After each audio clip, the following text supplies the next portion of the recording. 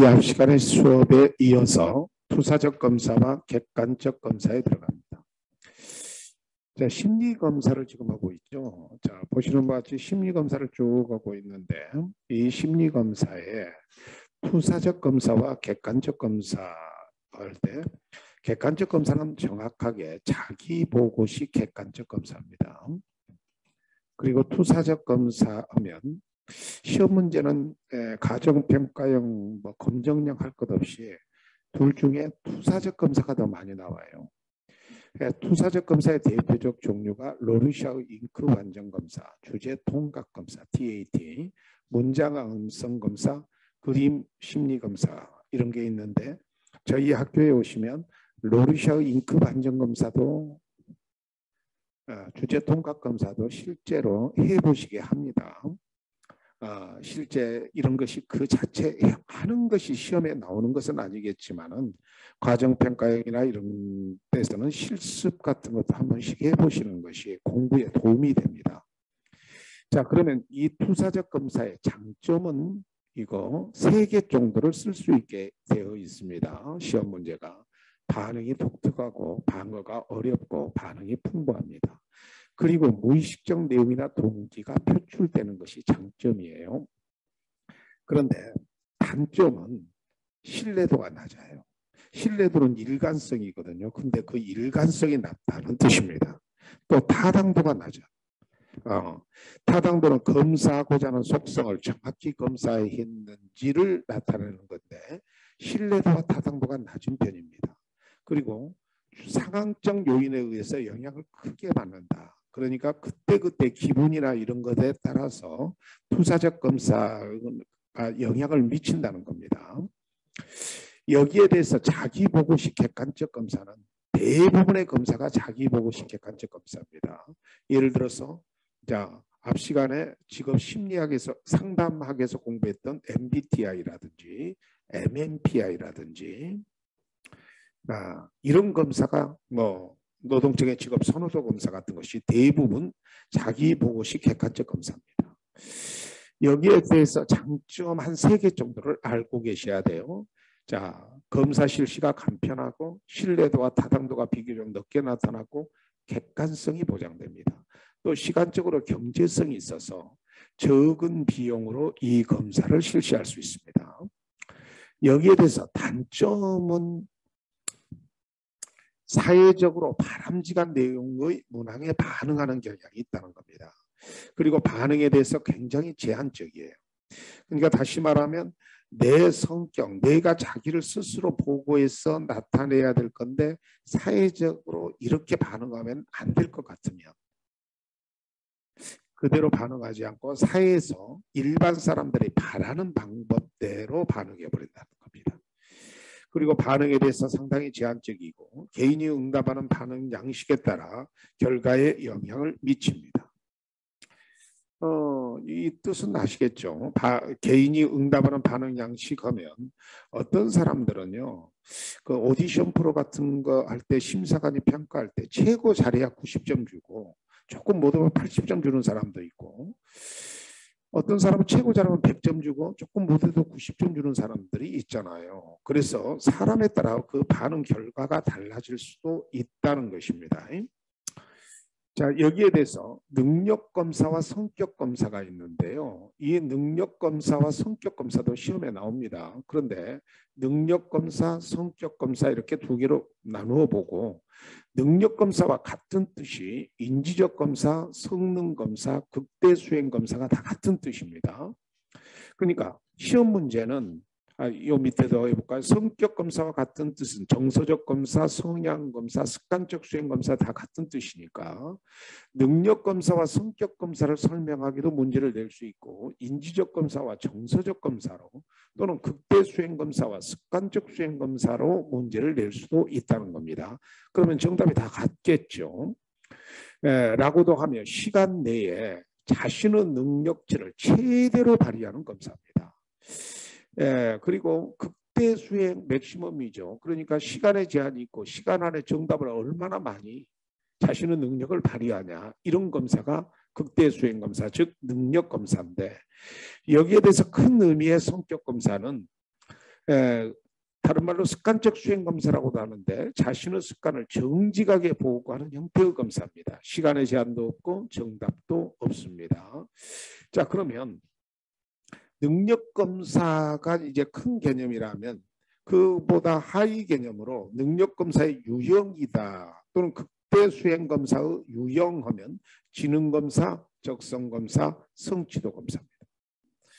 그러면 성격 검사의 유형 또는 습관적 수행 검사의 유형하면 자, 흥미 검사, 성격 검사, 자, 태도 검사입니다. 이렇게 시험 문제는 극대 수행 검사와 습관적 수행 검사를 설명하고 그 유형 두 가지씩을 써보세요. 이런 식으로도 문제를 낸다는 겁니다. 자, 그 다음에 규준 참조 검사와 중거 참조 검사라는 것이 있는데요. 자, 이것도 아주 시험에 많이 나오고 있습니다. 자, 이번에 과정평가형 시험에 나올 수도 있어요. 규준 참조 검사와 중거 참조 검사는 규준 참조 검사는 개인의 점수를 다른 사람의 점수와 비교해서 평가한다. 이건 상대평가죠. 상대평가입니다. 자, 대표적으로 지능검사 점수라든지 선발시험, 우수한 공무원 시험 같은 건 선발시험이죠. 이럴 때 규준 참조 검사입니다. 따라서 95점이 나와도 떨어질 수 있죠. 다른 사람들이 전부 다 100점씩 맞아버리면. 그런데 중거 참조 검사는 개인의 점수를 연구자가 설정한 기준 점수와 비교해서 평가하는 절대평가입니다. 자, 절대평가라는 게 포인트죠. 이것은 컷오프 스코어, 즉 당락 점수가 있습니다. 국가 자격 시험의 컷오프 스코어가 60점이죠. 보통은 직업상담소도 60점만 넘기면 합격하는데 과정평가형은 80점입니다. 이것만 넘기면 합격을 하는데요.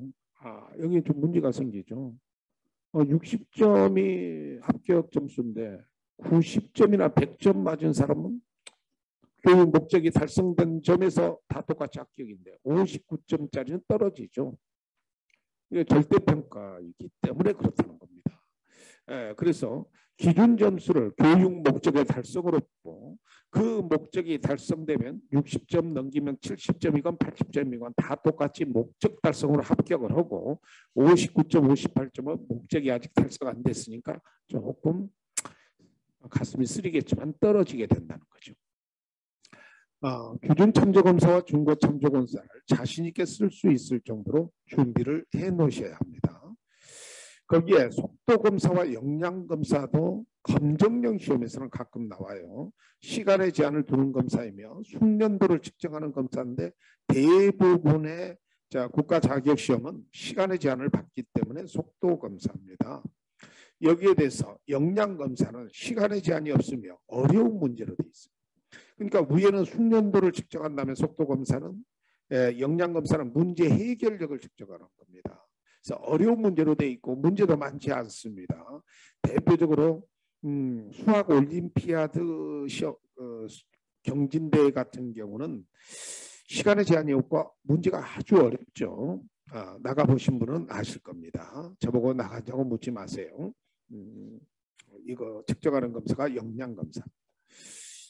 자, 그 다음에 이제 조금 이제 중요한 것들에 들어가는데 규준과 점수 해석이라는 겁니다.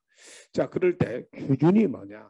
규준은 어떤 개인이나 집단의 검사 점수를 그 개인이나 집단이 속해 있는 모 집단에 비추어 해석하는 기준이다. 기준을 제공하는 거에 규준입니다. 그래서 이렇게 또 긴 것도 머릿속에 잘 안 들어가신 분들을 위해서 더 줄이면 점수 해석의 기준입니다. 이 점수 해석의 기준이 규준이라고 생각하시는데 그래도 가슴에 와서 닿지 않아요. 그러면 평균이라고 생각하시면 됩니다. 자, 예를 들어서 저라는 김용필이라는 선생의 키가 166cm다라고 가정을 합니다. 가정이 아니라 실제입니다. 자, 그럴 때 말입니다. 나라는 대상에 김용필이라는 사람의 대상에 수치를 부여하는 것이 측정이라고 합니다. 측정. 근데 이 측정된 값이 그래서 김용필 선생 키가 큰 사람이냐 적은 사람이냐 이걸 평가해야 되죠. 이 가치를 평가하는 거 그래서 키가 작은 편이다. 그럴 때 이 작다라는 이 166을 점수라고 합시다. 이 점수를 해석할 때 키가 작네요. 이렇게 평가하려면 여러분은 머릿속에 뭐가 들어가 있어야죠. 그렇죠. 대한민국 이 나이 또래 남성들의 평균 키가 170인데 이 사람은 166cm다. 그러니까 키가 작다 이렇게 평가하는 거죠. 그럴 때 이 166cm를 평가하는 해석의 기준이 바로 평균이잖아요. 그렇죠? 제가 필리핀이나 베트남 여행을 좋아해요. 거기는 166cm 저 정도로 키면 큰 편에 속하더라고요. 자, 거기는 큰데 여기는 적다. 거기에 평균과 여기에 평균이 달라서 그래요. 그래서 점수 해석의 기준이 규준이다. 이렇게 생각하시면 됩니다. 그래서 규준을 제작해야 구체적인 점수를 해석할 수 있게 됩니다. 자, 그러면 이제 규준을 제작하기 위해서는 예컨대 대한민국 초등학교 1학년 전체에 해당되는 지능검사지를 만들었다. 그럴 때 그 지능검사지를 말입니다. 지능검사지를 평균을 내야 구체적인 점수의 해석이 될 수 있죠. 근데 평균은 그 100만 명 전체를 시험을 보게 한 다음 100만 명의 숫자로 나누면 평균이 나오겠지만은 그렇게 되면 시간과 비용이 너무 많이 들어가잖아요. 그래서 통계적 마법을 이용해서 통계적 마술을 이용해서 자 규준을 제작해야 됩니다. 그래서 이렇게 모집단이 있잖아요. 그러면 모집단을 전수조사하는 것이 아니라 표집을 해서 샘플링이라는 거죠. 규준 집단을 만드는 겁니다. 그리고 이 규준 집단에서만 검사를 실시해요. 자, 그러면 물어봅니다. 이 샘플링이 참 잘 됐다면 이 규준 집단의 평균은 모집단의 평균과 같게 되죠. 통계적 오차는 있을지라도. 자, 그리고 규준 집단의 점수의 분포도는 저 모집단의 점수의 분포도와 같게 나타난다는 겁니다. 그러려면 가장 중요한 것이 뭘까요? 이렇게 샘플링을 하는 겁니다. 샘플링을. 그 샘플링하는 방법이 가장 기본적인 샘플 방법, 표집 방법이 단순 무선 표집이에요. 모집단의 구성원들에게 일련 번호를 부여하여 무선적으로 필요한 만큼 무작위적으로 표집을 하는 겁니다. 여기에 대해서 층합 표집은 모집단이 여러 개의 하위 집단으로 나누어질 때 그러니까 예를 들어서 다문화 가정을 연구하려는 어떤 사람이 이 다문화 가정을 모집단으로 할 때는 그 다문화 가정 안에는 중국 가정, 베트남 가정, 그다음 필리핀 가정 이렇게 있죠. 그래서 여러 개의 하위 집단으로 나눌 때 하위 집단별로 자 그러니까 다문화 가정이 있다면 거기에 베트남 가정, 필리핀 가정, 중국 가정에서 샘플링하는 겁니다. 무선 표집하는 거예요. 이게 층화 표집입니다. 집납 표집은 동질적 하위 집단으로 구분될 때 집단 자체를 표집하는 겁니다. 언뜻 보면 층합 표집의 반대 같지만 틀려요. 집단 자체를 표집하니까 예컨대 모집단이 대한민국 초등학교 1학년 전체라고 하면 자 거기는 반별로 나눌 수 있겠죠. 초등학교 다니는 반. 그래서 반을 표집하는 것이 집납 표집입니다. 그래서 강남초등학교 1학년 3반, 부산초등학교 1학년 5반 이렇게 표집을 하는 겁니다. 무작위적으로 집단 자체를. 이것이 집납 표집이에요. 그 다음에 체계적 표집은 표집 대상의 선택 절차를 체계적으로 정한 다음 일정한 간격을 반복해서 표집합니다. 일정한 간격을 반복해서. 그래서 예컨대 선거하고 나면 여론조사 같은 경우는 예를 들어서 이제 먼저 규칙을 정합니다. 자, 예를 들어 선거 투표하고 나온 사람 101번째를 표집해서 조사한다. 그러면 101번째, 201번째, 301번째, 401번째 이런 식으로 표집한다는 거예요. 그래서 표집을 하는 것이가 체계적 표집을 다른 말로 얘기하면 개통 표집이라고도 해요. 자, 그 다음에 이제 이 표집 절차의 오류라는 게 뭐냐면요. 자, 모집단에서 샘플링을 해서 표집을 해서 이 표집된 이 규준 집단을 검사하는 거죠. 따라서 완전히 모집단과 같지를 않아요. 예, 모집단 전체가 아니라 그 중에 일부를 지금 샘플링한 거잖아요. 그래서 이 모집단에서 샘플링한 이 규준 집단으로 검사를 실시하면 예, 이게 이제 정상 분포가 모집단은 정상 분포가 당연히 되는데 샘플링한 집단은요. 이 표집이 잘못되면 보시는 것 같이 좌우 대칭이 아니라 여기에 쏙 들어갈 수도 있고 이쪽에 꼬리가 이렇게 나올 수도 있고 이거 전체가 차지하는 비중이 100%인데 그러면 여기 50% 여기가 50%여야 되잖아요. 그런데 49%만 될 수도 있어. 자, 그럴 때 이 샘플링을 처음부터 다시 해야 될까요? 참고적으로 샘플링을 다시 하면 시간과 비용이 굉장히 많이 들어갑니다. 자, 그럴 때 그리고 또 다시 샘플링을 한다 하더라도 모집단을 전적으로 다 반영하기는 어려워요. 그러니까 어느 정도 오차가 있을 수도 있다는 겁니다. 그래서 이걸 좀 떼워서 쓰는 것이 표집 절차의 오류를 해결하는 방법입니다. 그래서 이렇게 급격하게 되어 있는 것을 완곡화 방법으로 정상 분포의 모양이 되도록 점수를 보태거나 빼줘서 좌우 대칭으로 만들어 버리는 겁니다. 또 절미법은 편포의 꼬리가 이렇게 길게 나오면 그거 팍 잘라버립니다. 이렇게 꼬리를 잘라내는 방법. 자, 그 다음에 면적 환산법은 100분위에 해당하는 Z 점수를 찾아 면적을 환산하는 방법인데 자, 한 표준 편차가 68%다. 그러면 좌우 대칭이니까 34%, 34%인데 여기는 33%뿐이 안 돼요. 그러면 이게 Z점수 마이너스 1부터 플러스 1까지거든요. 근데 이쪽에 면적이 같아야 되는데 틀리면 이쪽에다가 면적을 더해 주는 거예요. 플러스 1로. 그래서 34, 34가 되게. 자, 그러면 면적 환산법이 되는 겁니다. 자, 이렇게 완곡화 절비법, 면적 환산법 등이 있다는 거 알아두시고 그 다음에 이제 척도라는 개념이 있습니다. 척도에서는 명명척도가 있는데 대상의 수치를 부여하는 거예요. 운동선수의 등번호가 대표됩니다. 서열척도는 수치뿐만 아니라 서열 즉 순위까지 부여하는데 심리검사의 원점수가 서열척도에 불과합니다. 등간척도는 수치, 대상의 수치, 순위, 등간까지 부여해요. 그러니까 같은 간격인데 지능검사 점수 같은 것입니다. 그래서 심리검사의 원점수를 수치 변화를 통해서 등간척도로 만드는 것이 지능검사 점수입니다. 자, 참고적으로 등간척도, 자연계에서 대표적인 등간척도가 온도계입니다. 온도계. 그래서 자, 5도에서 10도 사이나 25도에서 30도 사이나 5도 간격으로 서로 같다. 같은 간격을 나타낸다. 이게 등간척도예요. 지능검사도 그렇죠. 85에서 90, 105에서 110, 5 간격이면 같은 간격을 나타낸다. 이런 거에 등간척도입니다.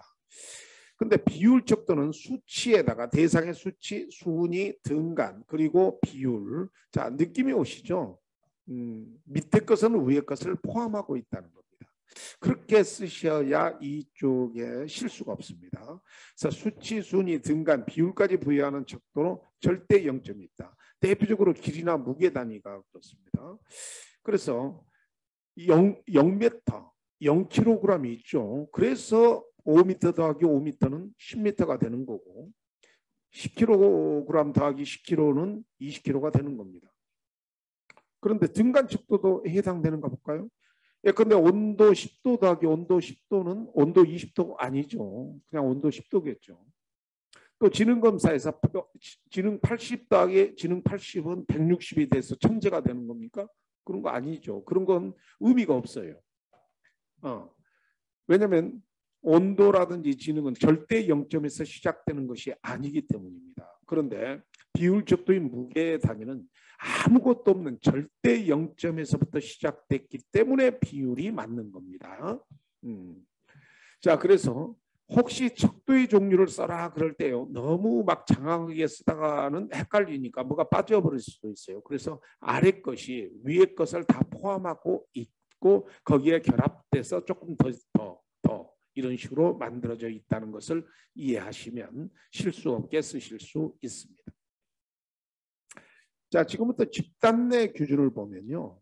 집단 내 규준하면 어떤 것이 집단 내 규준이냐면은 예컨대 모 집단이 대한민국 초등학교 1학년 전체 100만 명이라고 합시다. 이들한테 필요로 하는 지능검사지를 만들기 위해서 규준을 제작해야 돼. 그런데 규준을 제작하기 위해서는 자, 표집 같은 샘플링을 통해서 규준 집단을 만들고 규준 집단한테 검사를 실시해서 규준을 제작할 때 이렇게 모 집단으로부터 샘플링을 통해서 규준을 제작하는 것을 집단 내 규준이라고 표현을 한다는 거예요. 이 집단 내 규준을 크게 있죠.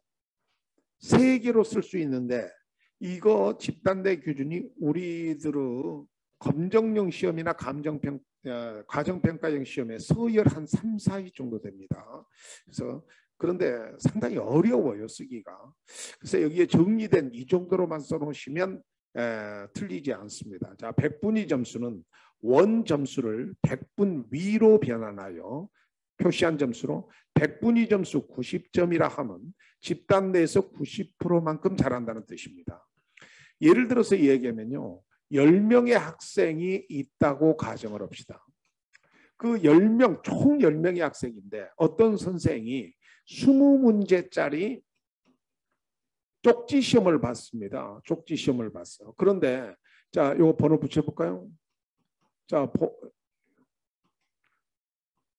이렇게 10명이 있는데 요 6번이 12개를 맞았는데 자, 원점수제 12개. 이 12개가 최고로 많이 맞은 거야. 그리고 요 3번하고 9번이 10개를 맞았어. 이게 두 번째로 잘한 거야. 자, 그런데 이게 원점수 12개, 10개, 10개는 뭔만 나타내냐면요. 원점수는 서열적도에 불과하다는 것은 10개짜리보다 12개짜리가 많이 맞았다. 그것만 나타내요. 그런데 이 10명이 있는 집단 속에서 이 12개 맞은 사람이 차지하는 것을 점수로 나타내기 어렵죠, 지금. 어떤 위치인가? 그럴 때 이 사람한테 100점을 준다는 겁니다. 그러면 10%가 나가면 두 사람은 90점이 될 것이고 그 다음에 맞은 사람은 자, 자기보다 더 잘하는 사람이 3명이나 되죠. 그러면 30%가 나가 있으니까 70점이 된다는 겁니다. 자, 그래서 어떤 사람이 100분위 점수 90점이라 하면 자기보다 더 잘하는 사람이 10%, 자기보다 못하는 학생이 90%만큼 있다. 자, 자신의 위치가 알려져 있죠. 지금 그 집단에서 100분위 점수는 얼마만큼 자기가 잘하고 있는가를 나타내고 있죠. 그래서 집단 내 기준이 확실합니다. 자, 집단 자체가 작고 간편하게 사용하는 대표적인 집단 내 기준이 100분위 점수입니다. 자, 그 다음에 이제 표준 점수죠. 표준 점수는 분포에 무슨 편차를 이용한다. 표준 편차를 사용해서 평균에서 떨어진 거리로 표시한 점수. 자, 그러면 이게 지금 무슨 얘기냐면은 평균에서 떨어진 거리로 표시한 점수에서 자, 자세한 공부는 조금 더 깊이 해야 되는데요. 한 표준 편차가 68%입니다. 양쪽 하면 34%씩이죠. 그리고 두 표준 편차가 95%입니다. 양쪽 하면 47.5, 47.5가 되겠죠. 그럴 때 Z점수는 이 표준 편차 자체로 평가하는 점수야. 그래서 평균이 0이고 이쪽이 마이너스 1, 이쪽이 플러스 1, 이쪽이 마이너스 2, 이거 플러스 2. 그래서 플러스 1.5면 여기에 해당된다. 이렇게 표현을 한다는 거야. 그래서 분포에 무슨 편차를 이용한다는 거예요? 표준 편차를 이용해서 평균 0으로부터 얼만큼 플러스 쪽으로 가냐 마이너스 쪽으로 가냐. 이거 이 얘기입니다. 자, 그래서 이 표준 점수를 계산하는 방법 Z점수는 보시는 바와 같이 원점수에서 자, Z는 이거로 원점수에서 평균을 빼고 표준 편차로 나눕니다. 자, 그래서 평균이 0이고 표준 편차가 1이 되는 겁니다. 근데 보시는 바와 같이 자, 표준 점수는 여기는 0.5 마이너스 0.5가 되겠죠. 여기는 마이너스 1.5 한가운데는 마이너스 1. 그래서 마이너스 값이 있어요. 그리고 소수점이 나옵니다. 그래서 마이너스와 소수점이 있으면 우리가 불편해요. 가동률이 떨어집니다. 그래서 양쪽의 점수를 변환해서 T점수 같은 걸 쓰는데요. 혹시 시험 문제 T점수 변환 문제가 나오면 반드시 Z점수를 계산해야 돼요. Z점수 식 알겠죠? 원점수에서 평균 빼고 표준편차로 나눕니다. 그래서 Z점수에다가 10을 곱하고 50을 플러스합니다. 그러니까 10을 곱하니까 자, 표준편차가 10이라는 뜻이고 50을 더하니까 평균이 50이라는 뜻이에요. 자, 그러면 어떻게 될까요? 아까 식을 살짝 바꾸면 자, Z점수는 한 표준편차로 이용하는 것이 이제 표준점수고 이거 두 표준편차죠. 그래서 0, 마이너스 1, 마이너스 2, 플러스 1, 플러스 2인데 이게 이제 Z점수라는 말이야. 근데 이게 T점수로 바꾸면 평균이 50으로 바뀌어. 그리고 표준편차가 10이니까 40, 30이 되겠고 이쪽은 60, 70이 되겠죠. 그래서 평균이 50이 되고 표준편차가 10이 된다. 그러면 절대로 뭐가 나오지 않죠. 전체가 100%니까 마이너스 값이나 소수점이 나올 수가 없죠. 이것이 이제 T점수입니다. 대부분 이제 T점수로 환원해서 사용해요. 근데 T점수는 막바로 구해지는 것이 아니라 다시 한번 말씀드리면 자, Z점수인 표준점수를 구한 다음 거기다 10을 곱하고 플러스 50을 해야 T점수가 되는 겁니다. 이 식. 그 다음에 이제 집단내 기준에서 표준 등급이라는 것이 있습니다. 이건 원점수를 100분율에 따라 1부터 9까지 등급을 정하는 것으로 스탠다드 9, 줄여서 스테9이라고 나오는데 대표적으로 고교 내신 등급이 그래요. 이 표준 등급은 학생들 간의 점수차가 작은 것을 우리들은 확대 해석할 수 있습니다. 자, 100명이 총 집단인데 그 학급에 가장 잘하는 학생이 90점이 나오고 가장 못하는 학생이 70점이 나왔다고 생각해봐요. 그럼 별로 점수차가 안 나오죠. 그래서 성적이 별로 차이가 없겠구나 생각을 했는데 이쪽은 스텝9로 바꾸면 1등급이 되고 이쪽 100명 중에 4%가 1등급이고 100명 중에 또 4%가 9등급이 되고 공부 못하는 학생이죠. 잘하는 학생. 자, 그런데 이렇게 그냥 펼쳐놓으면 잘했는지 못했는지 알 수가 없다는 겁니다. 그래서 학생들 간의 점수차가 작은 것을 우리는 확대 해석할 가능성 때문에 자, 이렇게 스테9 제도가 있는 그 스테9 즉 표준 등급이 있는 겁니다. 실제로 고교 내신 등급은 표준 등급에 따라 이 친구는 몇 등급이다 이렇게 쉽게 말하면 되는데 대학의 학점이 그렇죠. 4.5인데도 만점인데도 있고 4.3 만점인데도 있고 그래서 어떤 학생이 뭐 3.8이나 7이면 잘한 건지 못한 건지 알 방법이 없습니다. 학점이. 고교 내신 등급들은 표준 등급으로 되어 있지 않기 때문에 그래요. 자, 그 다음에 이제 분산. 이쪽을 한 번만 읽어봐도 됩니다. 심리검사의 점수들이 분산. 우리가 분산됐다 할 때 그 국어적 의미의 분산입니다. 흩어진 정도인데 보험이 표준편차, 4분위 편차가 분산을 나타내고 있습니다. 그래서 최고점수에서 최저점수까지의 거리를 범위라 하고 각 점수가 평균치에서 얼마나 떨어져 있는가를 나타내는 것이 표준편차고 4분위 편차는 작은 값 4분의 1, 큰 값 4분의 1을 제외한 나머지 그러면 중심만 남겠죠. 4분의 2의 자료들의 범위를 2로 나눈 값인데 무슨 말인고 하니 자 4분 편차라는 것은 이런 개념이에요. 이게 100%라면 25%, 25%, 25%, 25%로 나눈다는 겁니다. 4조각 나눈다 그래서 4분 편차라 하고 자 이쪽에 하위 4분의 1을 제외하고 상위 4분의 1을 제외하면 가운데 50%가 남죠. 근데 50%는 좌우 대칭이니까 그걸 2로 나눠버리면 돼요. 그러면 한쪽만 계산해도 됩니다. 2로 나누어서 나타내는 값. 이걸 4분 편차라고 합니다. 자, 범위나 표준 편차나 4분 편차나 점수들의 흩어진 정도를 나타낸다. 자, 이렇게 해서 이제 규준을 공부했으면 이제부터 신뢰도와 타당도를 공부하는데, 신뢰도는 일관성을 뜻하고 타당도는 자 검사하고 측정하고자 하는 것을 대상을 정확히 측정했는가의 문제입니다. 엉뚱한 걸 측정했는지 정확히 측정했는지의 문제입니다. 자, 신뢰도는 무슨 의미라고 그랬죠? 일관성이라고 했죠. 그럴 때 신뢰도의 종류하면 검사, 재검사 신뢰도가 가장 기본이에요. 그래서 동일한 검사 도구를, 그러면 검사 도구가 하나라는 겁니다. 동일 집단에게 또는 동일인에게 검사를 해. 그리고 시간적 일정한 시간이 흐른 후에 다시 검사해. 다시 검사가 한자 뜻으로 재검사죠.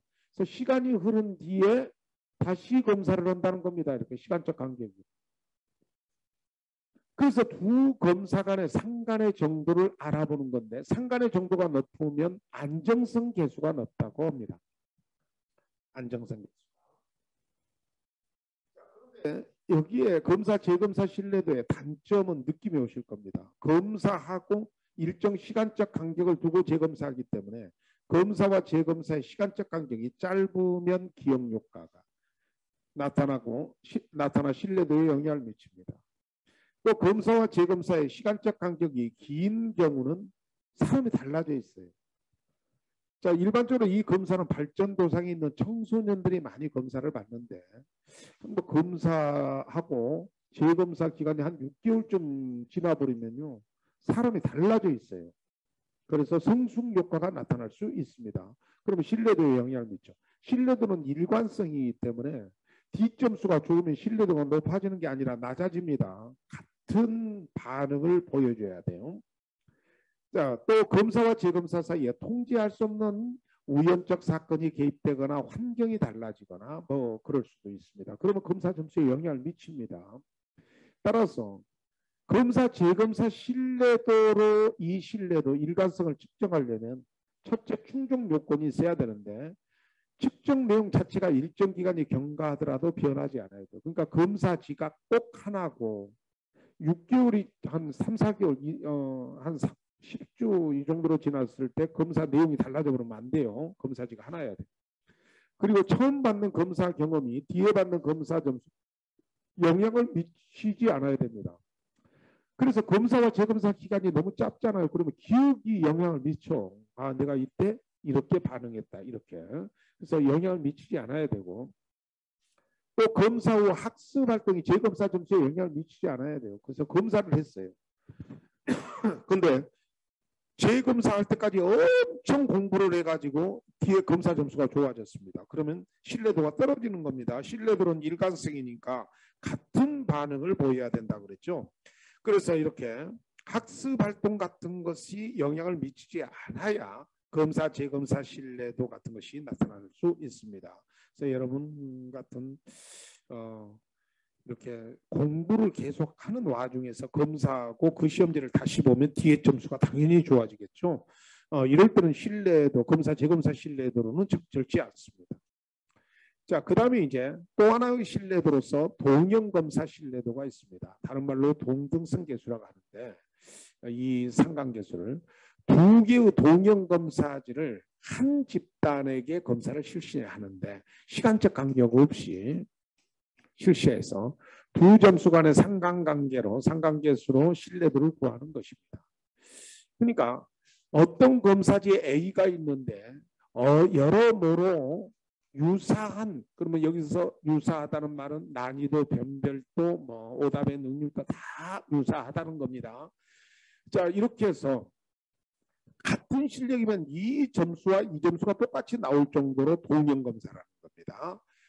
어디 가서 볼 수 있죠. 운전면허 필기시험 보면 책형들이 다 틀리죠. 그런데 그 책형에 따라서 점수 차이는 같은 실력에 같은 점수로 나오게 잘 분배되어 있다는 겁니다. 그래서 종형검사지가 잘 제작되어 있는데 그때 동형검사를 제작하기가 어렵다는 것이 문제예요.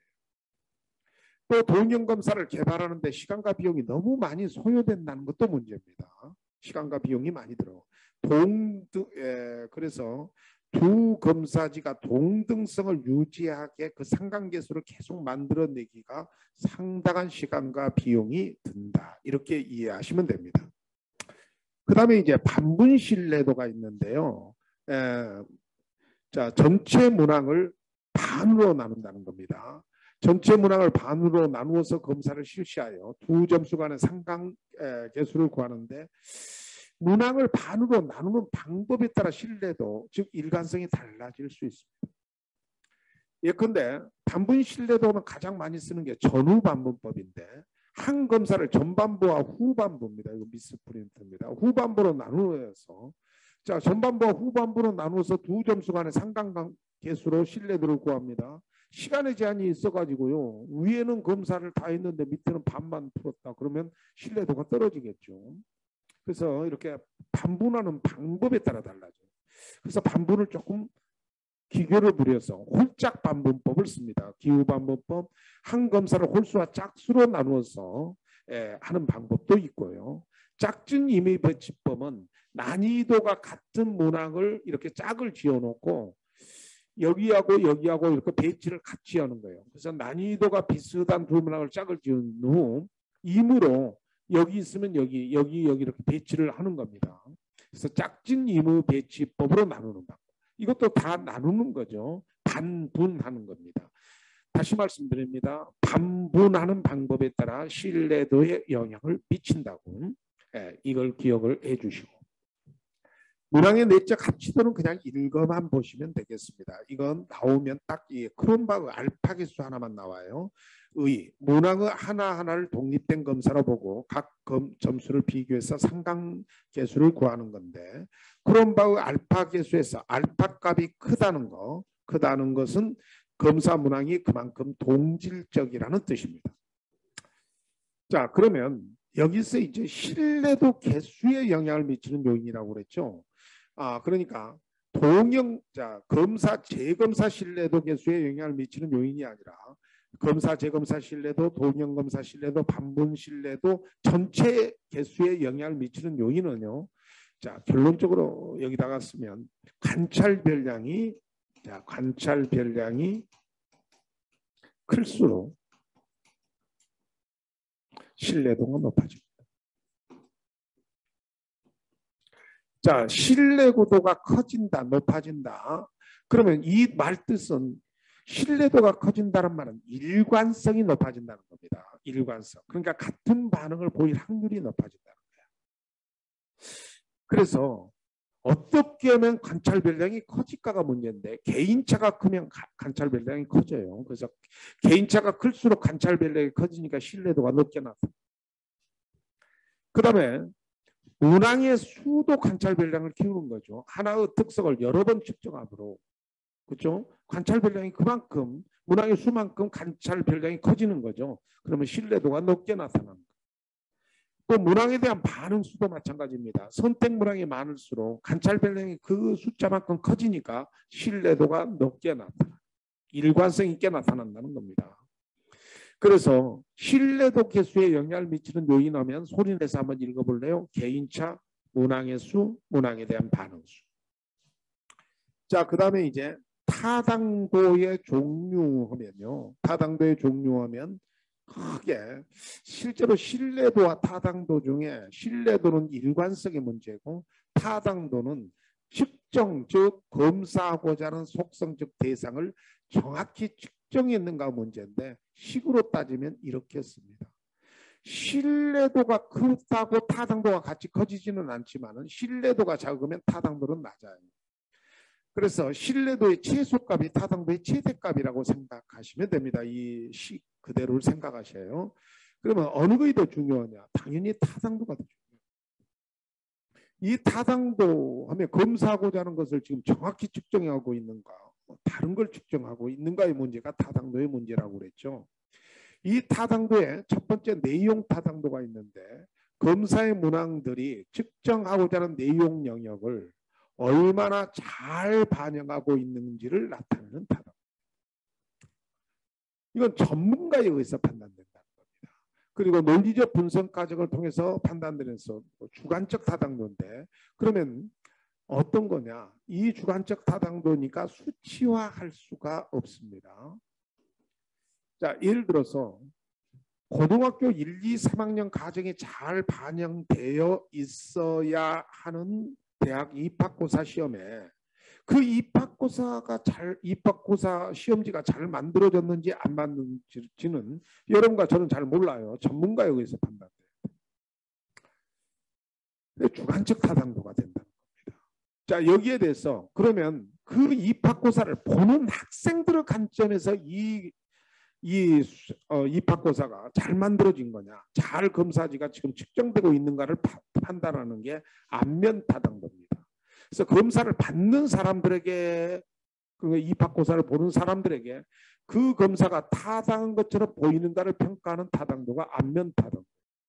그러니까 이 특징은 수검자의 입장에서 판단하는 거예요. 일반인, 즉 전문가가 아니죠. 수검자, 즉 일반인이 검사 문항을 평가하는 것이므로 이런 건 그 수검자의 의사가 다음 검사지 제작에 참고가 될 수도 있겠죠.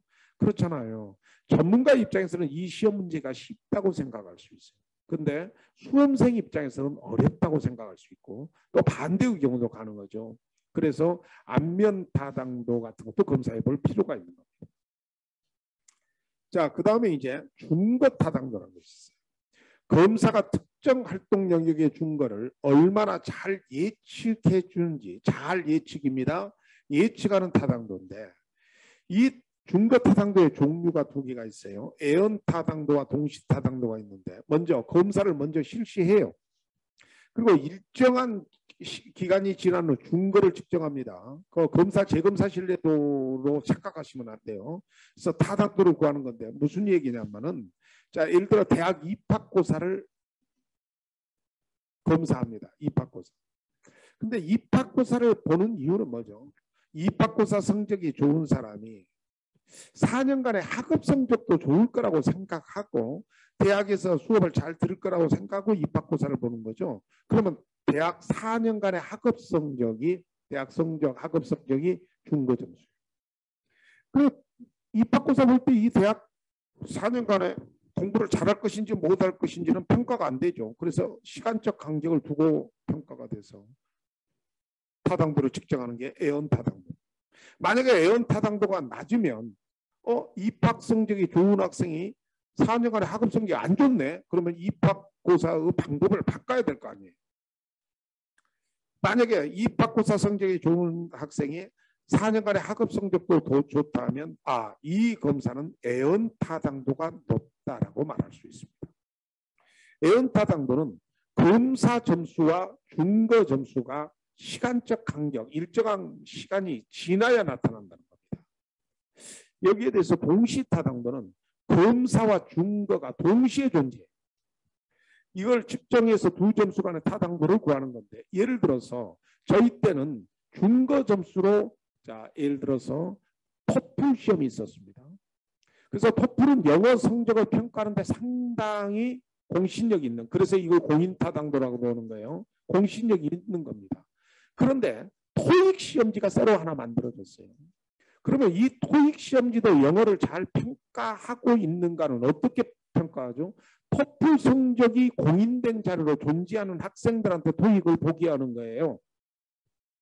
그래서 두 상관관계가 있다면 동시타당도가 높은 거고, 그래서 앞으로 토익도 영어를 평가하는데 좋은 기준이 될 수 있겠죠. 상관관계가 없다면 토익은 영어를 평가하는데 적절치 않다고 평가하게 되겠습니다. 자, 이 애언 타당도와 동시 타당도의 차이점은 애언 타당도는 검사와 준거 사이에 일정 시간이 지나야 되고 동시 타당도는 검사 시점에서 이미 준거 시점에 존재하는 거예요. 준거 점수가. 그래서 미래에 나타나는 게 아니라 현재 동시에 같이 있기 때문에 이름을 동시 타당도라고 합니다.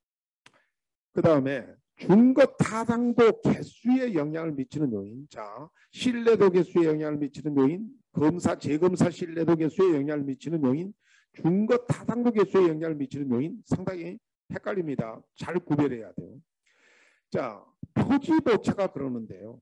준거 타당도를 계산할 때도 전수조사를 하지 않아요. 여러분 어지간하면 전수조사를 하지 않는다고 이해를 하십시오.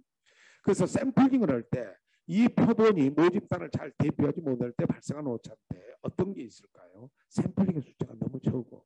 그럼 오차가 커지겠죠. 또 샘플링의 숫자는 충분한데 편파를 해.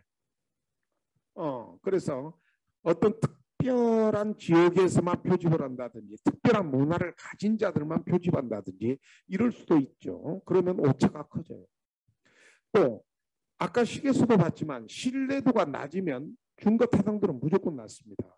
그래서 일관성조차 없다면 준거 타당도는 무조건 낮아. 근데 이걸 스스로 응용해서 신뢰도가 높으면 그러면 타당도가 높을 것이라고 착각하시면 안 돼. 자, 아까 시계수 봤죠? 신뢰도가 높으면 타당도는 알 수 없다고 합니다. 근데 신뢰도가 낮으면 타당도는 무조건 낮다는 거야. 그 다음에 준거 왜곡이 있으면 준거 타당도 개수가 낮아집니다. 그래서 준거 오염이나 준거 결핍, 예를 들어 우리 직업 상담사 시험에 국사 문제가 들어가 있다 그러면 이건 오염이에요. 그 다음에 준거 결핍은 뭘까요? 예를 들어 직업 상담사 시험에 지금 우리 심리학 공부하고 있잖아. 직업 심리학이 빠졌어. 그럼 아주 중요한 게 빠져 있죠. 그럼 결핍이라고 해요. 이런 오염과 결핍을 합쳐서 준거 왜곡이라 하는데 그 준거 왜곡이 있으면 준거 타당도 개수가 낮아지는 겁니다. 자, 이렇게 해서 준거 타당도를 공부하셨다면 이제 구성 타당도를 보십니다.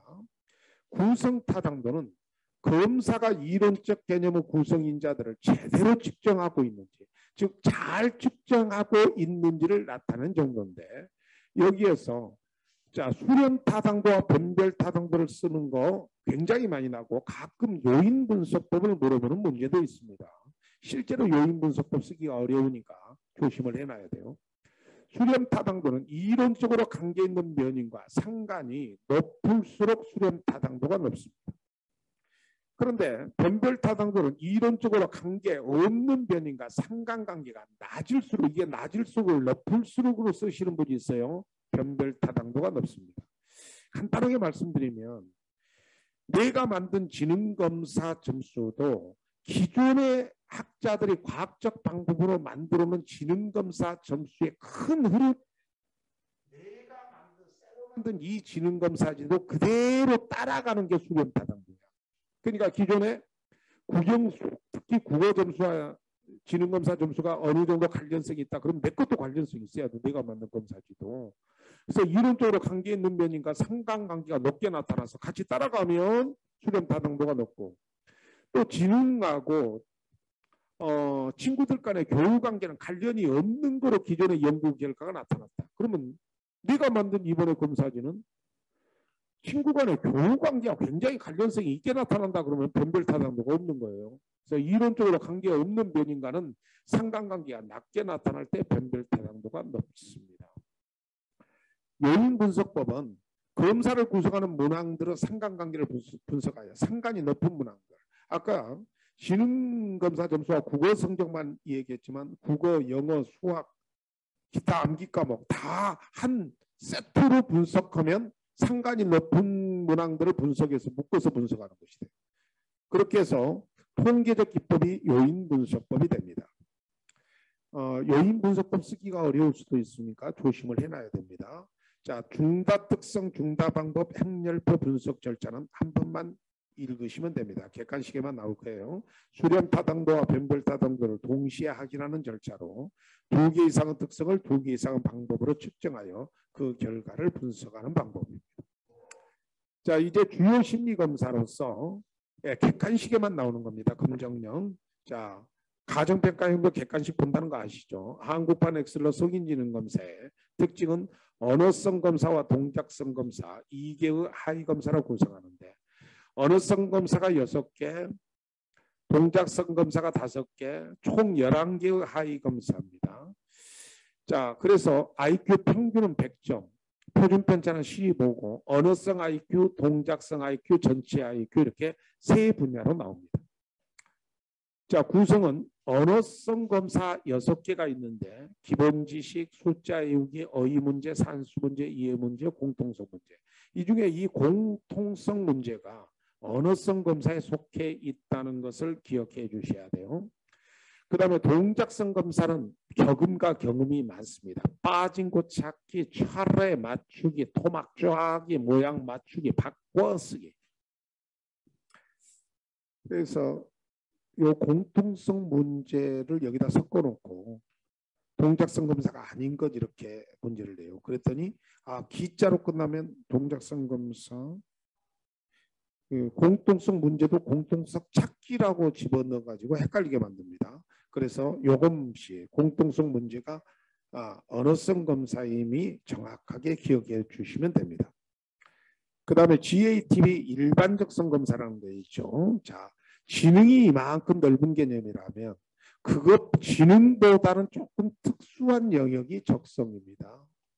그런데 이 적성도 예컨대 색깔 같은 것을 잘 구별하거나 동체 시력이 좋거나 이런 특수 적성이 있고 그것을 포함하는 일반 적성이 있는데 여기에서는 일반 적성 검사 GATB입니다. 자, 특징. 15개의 하위 검사를 통해서 9개의 적성을 측정해내는 거고 2 내지 3개의 적성 분야를 조합해서 15개의 직무군을 제공하고 있습니다. 구성은 지필검사 11개가 있고 동작검사, 지필검사 11개, 자 수행검사 5개가 4개가 있어요. 4개. 환치회전, 분해조립. 그래서 총 15개입니다. 15개. 자, 그 중에서 객관식에 나오는 대표적인 거 3개만 써놨습니다. 기구대조검사, 형태대조검사는 형태지각이라는 적성을 검출합니다.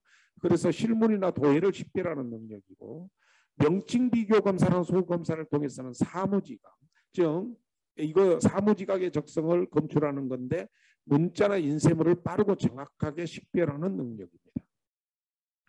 그 다음에 입체공간검사, 어휘검사, 산수추리검사 이것은 입체공간 능력, 어휘 능력, 산수추리 능력이라는 적성을 검출한과 아울러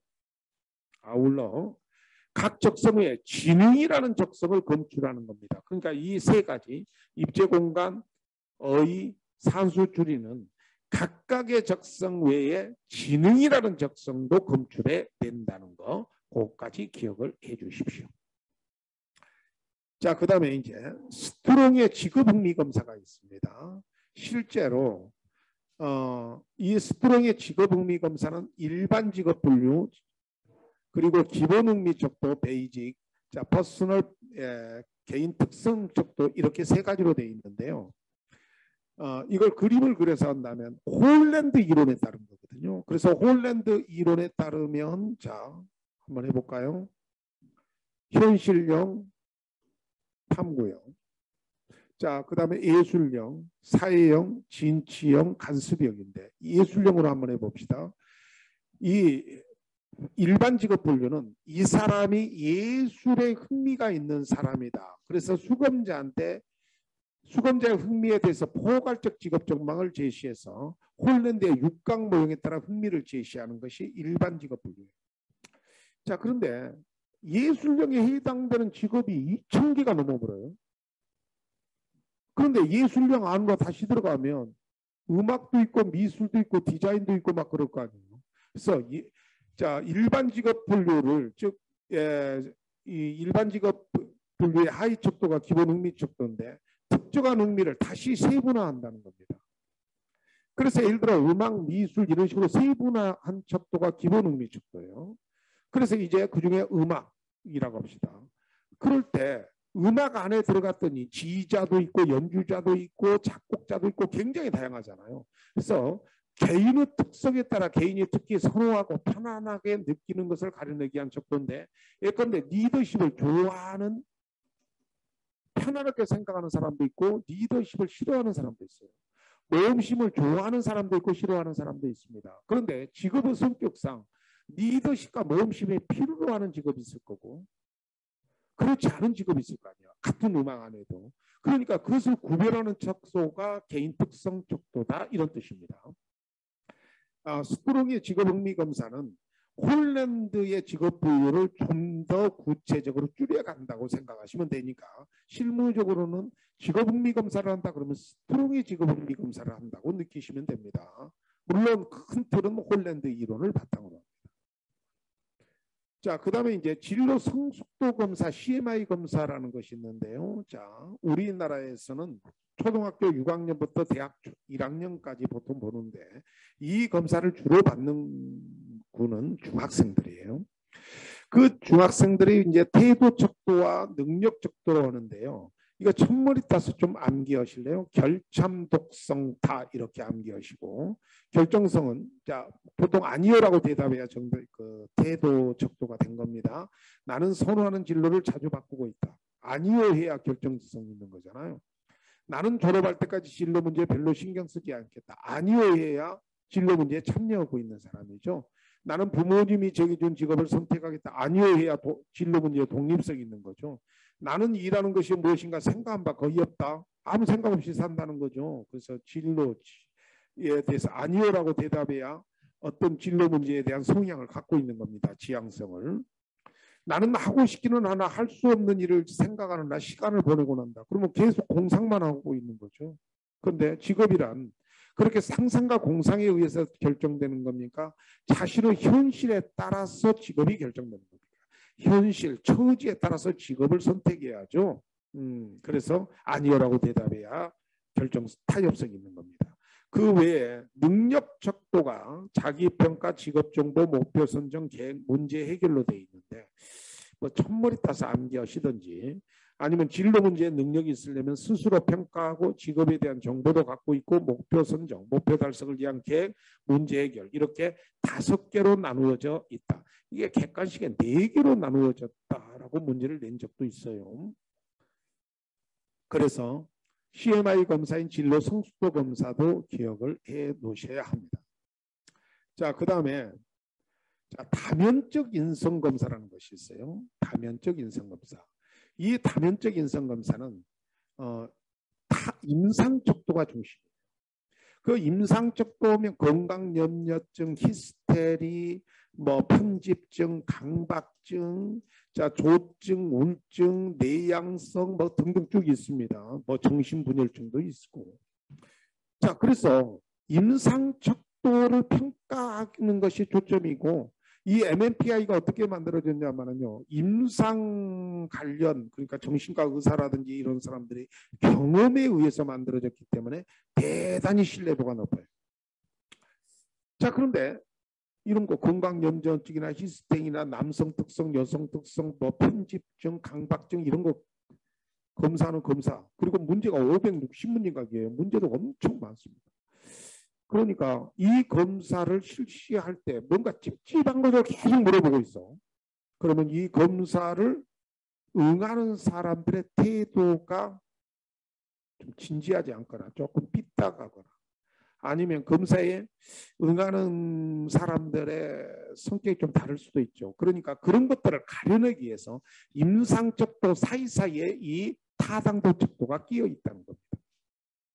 그래서 이 검사에 응하는 사람들의 모습이나 이런 태도를 가려내기 위한 건데 그리고 첫 번째 문답 척도는요. 대답하지 않거나 예, 아니요로 동시에 대답한 것이 30개를 넘잖아. 560문제 중에. 그럴 때 임상척도의 신뢰도를 의심하게 되는 겁니다. 그래서 문답 척도는 아예 답을 안 하는 사람들의 척도고 자, L척도는 부인 척도 그러니까 추리한 나이 할 때 그 나이 거짓으로 응하는 사람들. 그래서 수검자가 자신을 좋게 보이려고 부정직, 거짓으로 측정하는 사람들을 가려내기 위한 척도. 또 F척도는 비전형 척도인데 보통 사람의 생각과 얼마나 다른지 그러니까 보통 사람이 전형적인 사람이잖아요. 그런데 비전형적인 사람도 있죠. 여러분은 예를 들어 종교를 갖고 있는 사람인데 여러 사람들이라고 합시다. 그러면 여러분이 믿고 있는 신이 가끔 중요할 때 나타나서 뭐 계시를 내리거나 그런 경험이 있으셔요? 실제로는 소설이나 이런 데는 굉장히 많아도 실제적인 그런 문제는 잘 안 일어나요. 그런데 질문을 이렇게 놨어. 나는 밤에 꿈을 꾸면 가끔 신이 내가 믿는 신이 나의 어떤 방향을 설정해 주곤 한다. 또는 밤새 토론하곤 한다. 그럴 때 예라고 대답하잖아요. 그러면 비전형적인 사람이야. 비전형. 그래서 자, 보통 전형적인 스타일과 좀 다르다는 겁니다. 여기에 대해서 교정척도라는 것이 있는데요. 자, 교정척도는 정신장애가 분명한데 정상인으로 보이려는 사람, 즉 굉장히 섬세하고 은밀한 사람들을 가려내기 위한 척도인데 조금 어려워도 제 얘기 한번 들어보세요. 우리가 언뜻 정상, 자, 이 수업을 듣고 있는 학생들이요. 학생이라면 선생이 강의할 때 집중해서 들어서 바른 자세와 바른 책을 놓고 바르게 서서 바르게 이렇게 허리를 펴고 집중하는 게 원칙인데요.